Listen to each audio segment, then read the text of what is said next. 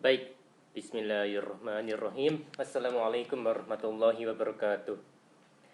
Kita lanjutkan perkuliahan kita. Topik perkuliahan kali ini adalah kinerja organisasi. Materi ini saya dapatkan dari internet dengan sumbernya adalah sebagai berikut. Oke, manajemen kinerja. Definisi dari manajemen kinerja adalah cara-cara melalui mana para manajer menjamin bahwa aktivitas-aktivitas dan hasil-hasil karyawan sesuai dengan tujuan organisasi. Sistem manajemen kinerja terdiri dari 3 bagian, yaitu pendefinisian kinerja, pengukuran kinerja, dan pemberian umpan balik informasi kinerja. Pertama, pendefinisian kinerja. Sistem manajemen kinerja mengkhususkan aspek-aspek mana dari kinerja relevan dengan organisasi, terutama melalui analisa pekerjaan, job analysis. Kedua, pengukuran kinerja. Sistem manajemen kinerja mengukur aspek-aspek dari kinerja tersebut melalui penilaian kinerja yang merupakan metode satu-satunya bagi pengelolaan kinerja karyawan. Penilaian kinerja performance appraisal adalah proses melalui mana organisasi mendapatkan informasi tentang seberapa baik karyawan melaksanakan pekerjaannya. Ketiga, pemberian umpan balik. Sistem manajemen kinerja memberikan umpan balik pada karyawan melalui sesi umpan balik sehingga mereka dapat menyesuaikan kinerja mereka dengan tujuan organisasi. Umpan balik kinerja, performance feedback, adalah proses pemberian informasi karyawan mengenai efektivitas kinerja mereka. Wright 2012. Oke, the practice of performance management. Perusahaan-perusahaan menggunakan manajemen kinerja dalam rangka mengelola kinerja individu, penentuan upah atau gaji, menyusun kebutuhan pengembangan individu, perencanaan suksesi, dan membuat prioritas pelatihan. Wright 2012. Oke, masuk ke subtopik model organisasi dari manajemen kinerja.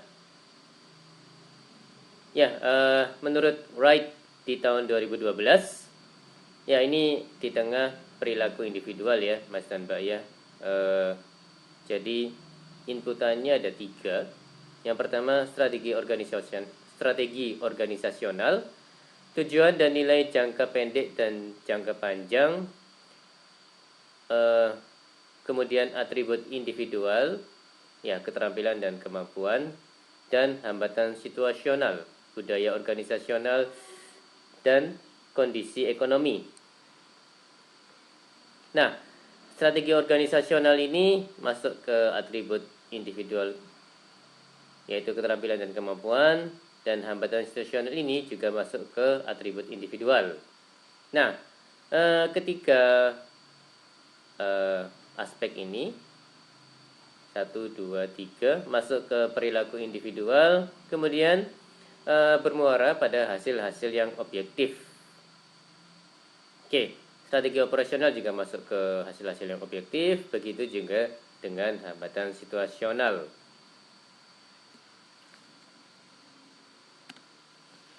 Oke, the process of performance management.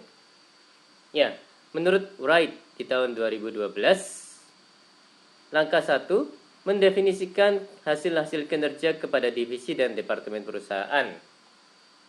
Langkah 2, mengembangkan sasaran-sasaran, perilaku, dan tindakan-tindakan karyawan untuk meraih hasil-hasil. Langkah ketiga, memberikan dukungan dan keberlangsungan pembahasan-pembahasan kinerja. Langkah keempat, mengevaluasi kinerja. Langkah kelima, mengidentifikasi perbaikan-perbaikan yang dibutuhkan. Dan yang langkah keenam, memberikan konsekuensi-konsekuensi bagi hasil-hasil kinerja. Ya, dari langkah 4 ini bisa masuk ke langkah 5 dan bisa masuk ke langkah 6 ya, Mas dan Mbak. Dan langkah 5 dan langkah 6 keduanya masuk ke langkah 1 lagi. Ini sepertinya feedback ya, Mas dan Mbak ya. Dan ini siklus ya, Mas dan Mbak ya, kalau saya nggak salah. Oke. Purposes of performance management. Tujuan strategik, ya ini masih menurut Wright di tahun 2012. Tujuan strategik merupakan tujuan pertama di mana sistem manajemen kinerja harus menghubungkan aktivitas karyawan dengan tujuan-tujuan organisasi. Untuk mencapai tujuan strategik ini, sistem yang ada haruslah fleksibel karena ketika tujuan dan strategi berubah, hasil-hasil perilaku dan karakteristik karyawan biasanya perlu untuk berubah mengikutinya. Oke, tujuan administratif. Organisasi-organisasi menggunakan informasi manajemen kinerja dalam banyak keputusan-keputusan administrasi seperti administrasi upah, kenaikan upah, promosi, pengakhiran kepemilikan, pemutusan kerja, dan pengakuan kinerja individu. Tujuan pengembangan. Tujuan ketiga dari manajemen kinerja adalah mengembangkan karyawan yang berkinerja efektif dalam pekerjaannya. Ketika karyawan tidak berkinerja sebagaimana yang seharusnya dilakukan, manajemen kinerja berusaha untuk meningkatkan kinerja mereka. Oke, memilih sumber-sumber evaluasi kinerja.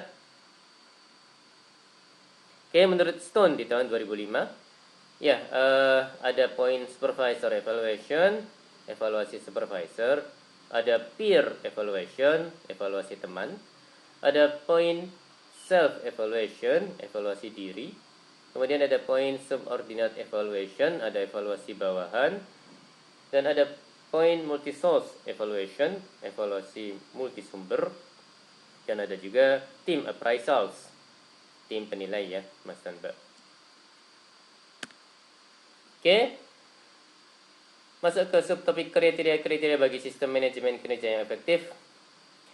Blok bangunan dari proses manajemen kinerja yang efektif, ya ada 6 poin di sini. Yang pertama, direction sharing, mengkomunikasikan tujuan tingkat tinggi organisasi ke seluruh organisasi dan kemudian menerjemahkannya ke dalam tujuan setiap departemen. Ya, ini seperti top down seperti itu ya Mas dan Mbak ya, kalau saya nggak salah. Yang nomor 2, role clarification, menegaskan peranan setiap karyawan terkait dengan pekerjaannya sehari-hari. Yang ketiga, goal setting and planning, menerjemahkan tujuan organisasi dan departemen ke dalam tujuan khusus bagi masing-masing karyawan. Yang keempat, goal alignment, memudahkan setiap manajer untuk melihat keterkaitan antara tujuan karyawan dan tujuan-tujuan dari departemen dan organisasi. Yang kelima, developmental goal setting, meliputi jaminan bahwa setiap karyawan berpikir melalui pada tahap awal dari setiap periode kinerja tentang apa yang harus saya lakukan untuk mencapai tujuan saya. Dan yang keenam, ongoing performance monitoring, penggunaan computer-based system yang mengukur dan kemudian meng-email kemajuan dan laporan pengecualian berdasarkan pada kemajuan individu terhadap pemenuhan tujuan kinerjanya.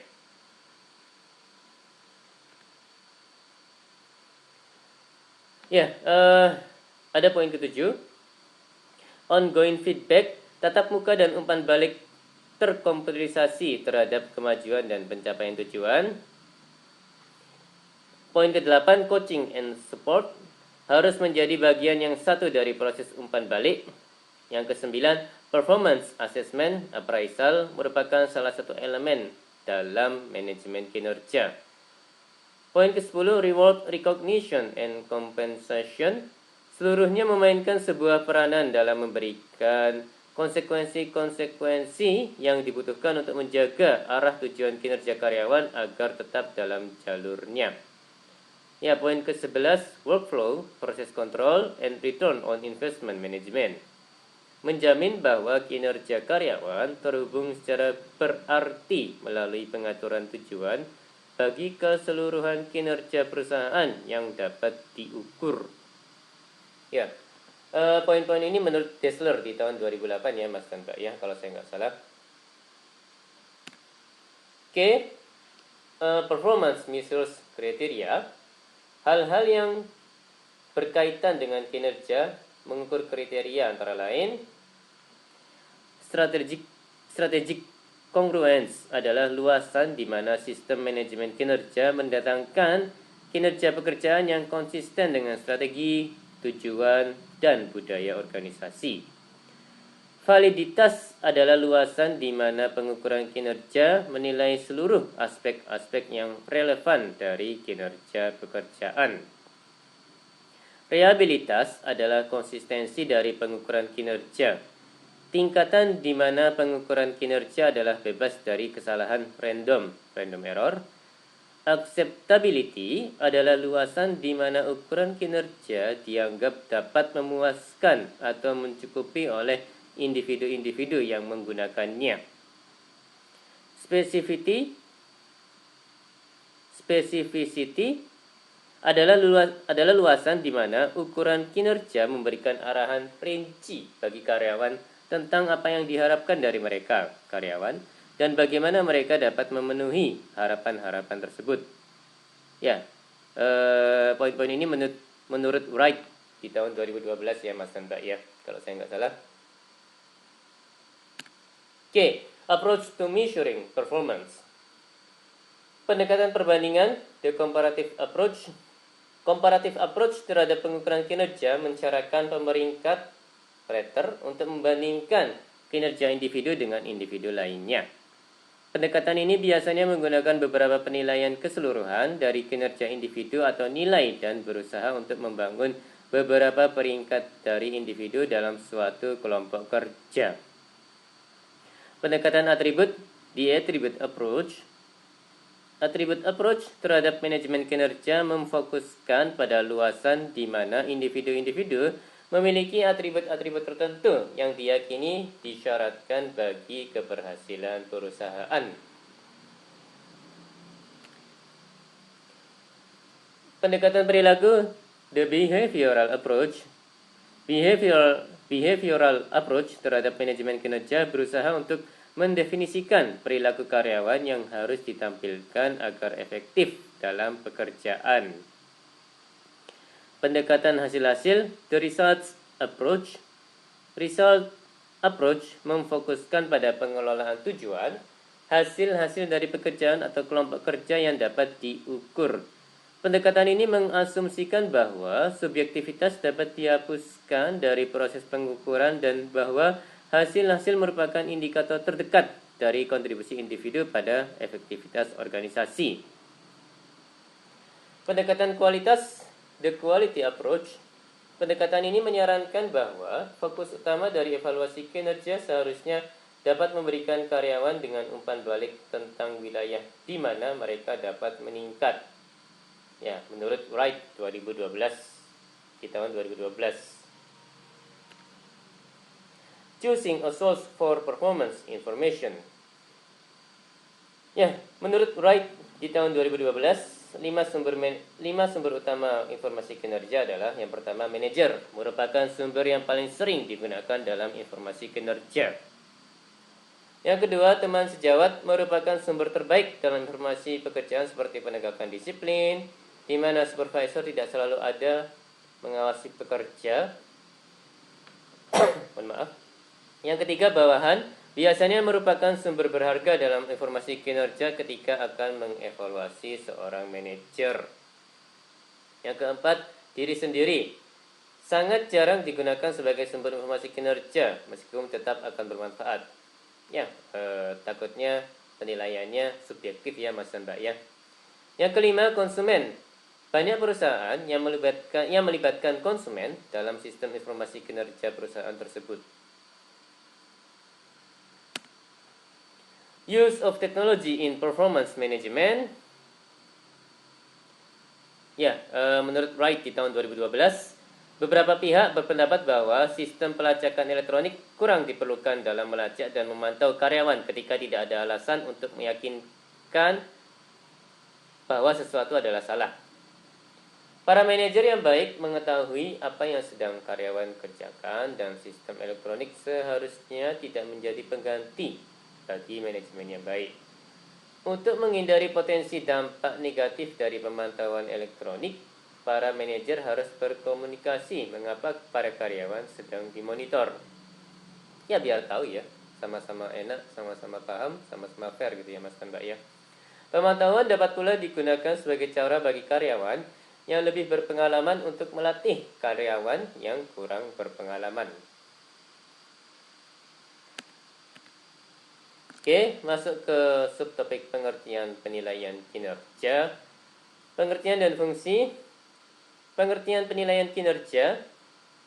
Organisasi atau perusahaan perlu mengetahui berbagai kelemahan dan kelebihan pegawai sebagai landasan untuk memperbaiki kelemahan dan menguatkan kelebihan dalam rangka meningkatkan produktivitas dan pengembangan pegawai. Untuk itu, perlu dilakukan kegiatan penilaian kinerja secara periodik yang berorientasi pada masa lalu atau masa yang akan datang. Penilaian kinerja adalah merupakan manifestasi dari bentuk penilaian kinerja seorang pegawai. Ya, poin-poinnya. Penilaian kinerja memberikan gambaran tentang keadaan pegawai dan sekaligus dapat memberikan feedback, umpan balik. Penilaian kinerja adalah merupakan cara pengukuran kontribusi-kontribusi dari individu dalam instansi yang dilakukannya terhadap organisasi.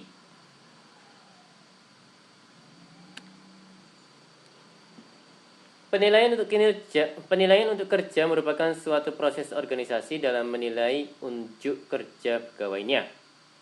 Unjuk kerja merupakan hasil kerja yang dihasilkan oleh pegawai atau perilaku nyata yang ditampilkan sesuai perannya dalam organisasi. Unjuk kerja pegawai merupakan suatu hal yang sangat penting dalam usaha organisasi untuk mencapai tujuannya, sehingga berbagai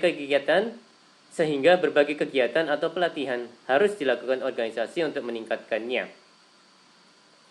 Arti pentingnya untuk kerja secara lebih rinci,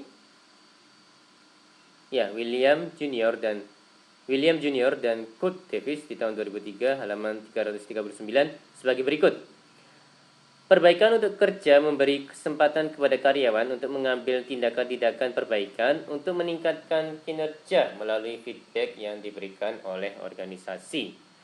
Penyesuaian gaji dapat dipakai sebagai informasi untuk mengkompensasi pegawai sesuai keahliannya.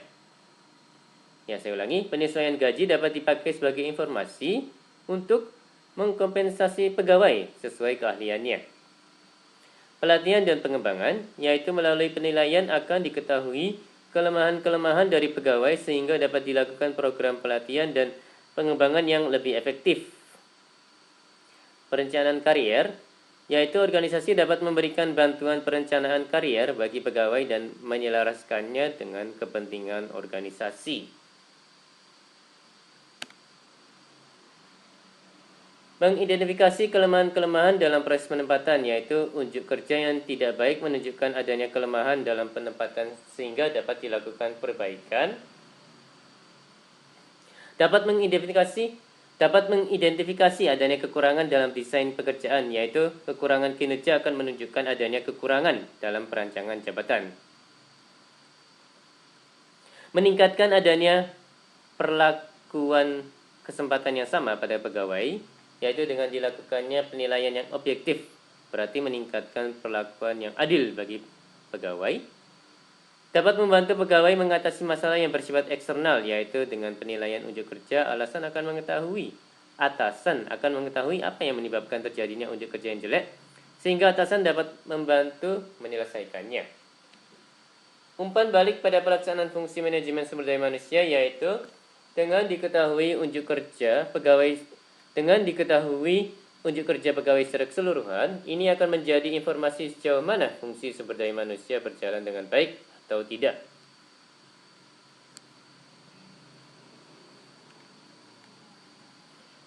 Oke, fungsi penilaian kerja.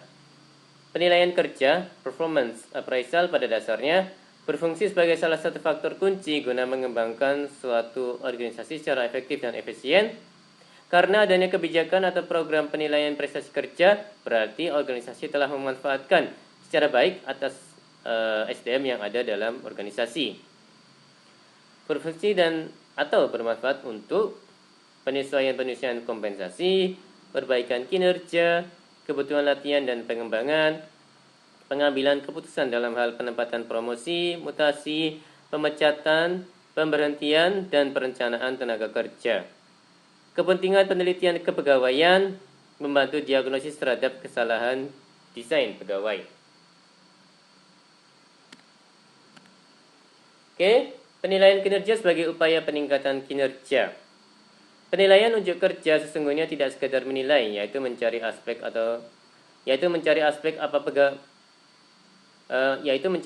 apa pegawai kurang atau lebih, tetapi lebih luas lagi yaitu membantu pegawai untuk mencapai unjuk kerja yang ditetapkan oleh organisasi dan berorientasi pada pengembangan pegawai atau organisasi.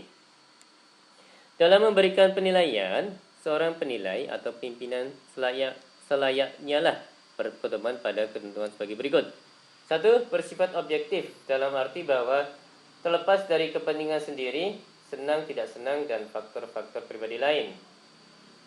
Adil, dalam arti bahwa memberikan ketentuan yang sama bagi semua karyawan, tidak ada karyawan yang dianak emaskan atau dianak cirikan.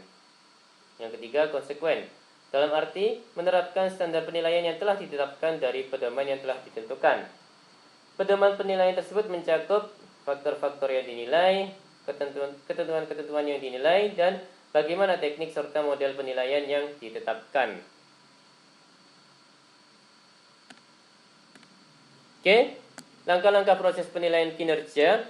Penilaian unjuk kerja harus dikaitkan dengan upaya peningkatan kinerja. Dalam arti sebagai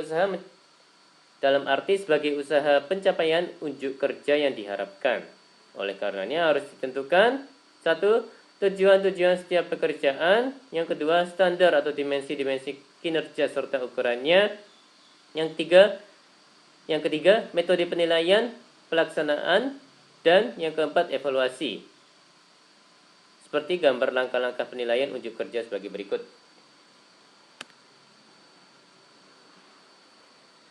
Pentingnya merancang tujuan dalam perbaikan kinerja. Ya, menurut Stone di tahun 2005, merancang tujuan tertentu dapat lebih mengarah pada kinerja yang lebih baik daripada hanya mengatakan pada karyawan, lakukan yang terbaik. Jadi lebih spesifik dan lebih jelas, lebih clear gitu ya Mas Mbak ya. Tujuan yang dirasakan sulit untuk dicapai cenderung menghasilkan kinerja yang lebih baik daripada tujuan yang dirasakan sangat mudah. Partisipasi karyawan dalam perancangan tujuan cenderung mengarah pada rancangan tujuan yang lebih jauh daripada hanya individu manajer yang merancang tujuan tersebut.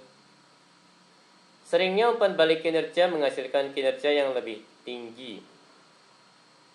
Karyawan akan mengatur tujuan yang lebih jauh jika mereka dievaluasi kinerjanya daripada hanya sekedar pencapaian tujuan yang sederhana. Performance feedback. Untuk memberikan umpan balik kinerja yang efektif, para manajer harus mempertimbangkan beberapa rekomendasi berikut ini. Ya, ada umpan balik harus diberikan secara teratur, bukan sekali setahun. Ada menciptakan konteks yang benar bagi pembahasan. Ada menanyakan karyawan mengenai peringkatnya sebelum pertemuan dimulai. Dan ada poin mendorong bawahan untuk berpartisipasi dalam pertemuan. Kemudian ada poin mengakui kinerja yang efektif melalui penghargaan. Ada poin memfokuskan pada pemecahan masalah, ya, bukan nyari masalah ya. Ada poin memfokuskan umpan balik pada perilaku atau hasil-hasil, bukan pada pribadi. Ada poin meminimalkan kritikan dan ada poin sepakat pada tujuan khusus dan merancang suatu pertemuan untuk mengkaji ulang kemajuan. Ya, ini menurut Wright di tahun 2012. Oke. Gambar langkah-langkah penilaian unjuk kerja, ada penentuan sasaran, ada penentuan standar atau ukuran, ada penentuan metode dan pelaksanaan penilaian, ada evaluasi penilaian.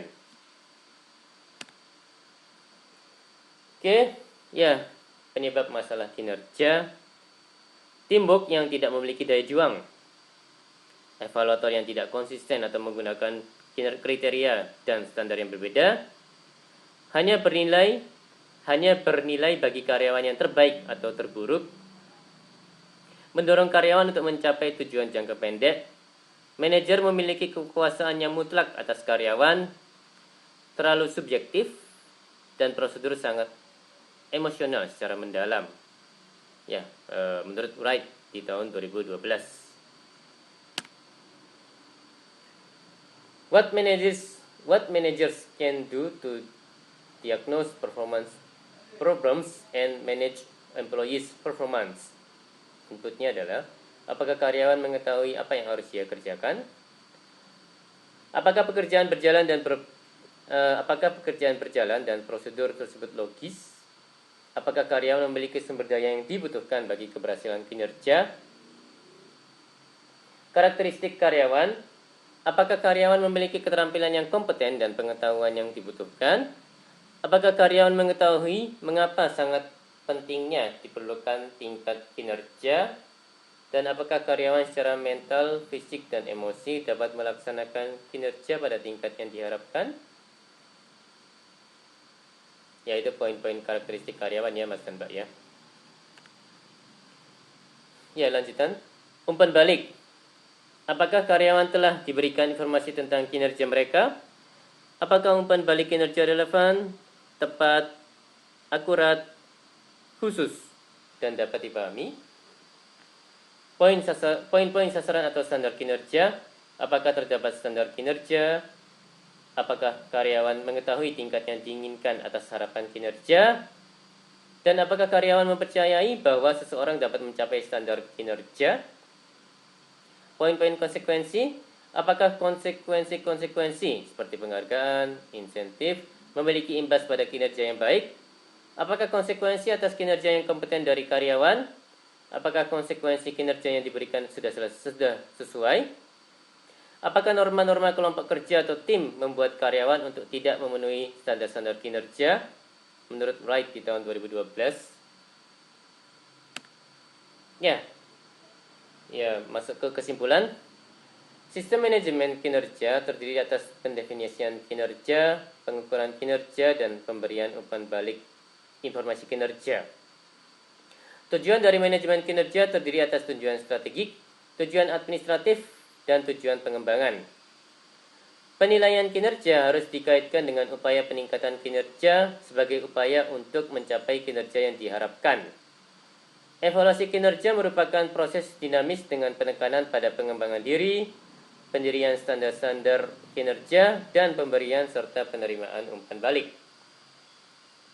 Manajer SDM dalam pencarian perbaikan kinerja memiliki tanggung jawab untuk menjamin bahwa manajemen memahami tujuan-tujuan bisnis strategik organisasi dapat dicapai dengan lebih baik melalui pemuasan tujuan individual, dan bahwa keadilan dari program evaluasi kinerja secara kuat mempengaruhi tingkat kepuasan kerja karyawan dalam organisasi. Ya, saya ulangi. Manajer SDM dalam pencarian perbaikan kinerja memiliki tanggung jawab untuk menjamin bahwa manajemen memahami tujuan-tujuan bisnis strategik organisasi dapat dicapai dengan lebih baik melalui pemuasan tujuan individual, dan bahwa keadilan dari program evaluasi kinerja secara kuat mempengaruhi tingkat kepuasan kerja karyawan dalam organisasi. Oke, ini rangkaian komponen kepemimpinan yang integrated ya Mas dan Mbak ya. Jadi ada tujuan sasaran, ada fungsi-fungsi kegiatan-kegiatan, struktur, kontrol, pengendalian, wewenang, tanggung jawab, unit kerja, komunikasi, hubungan kerja, jobs, pekerjaan, tenaga kerja, biaya, material atau alat-alat dan waktu. Ya, ada prosedur, metode. Ya, ada input, ada output.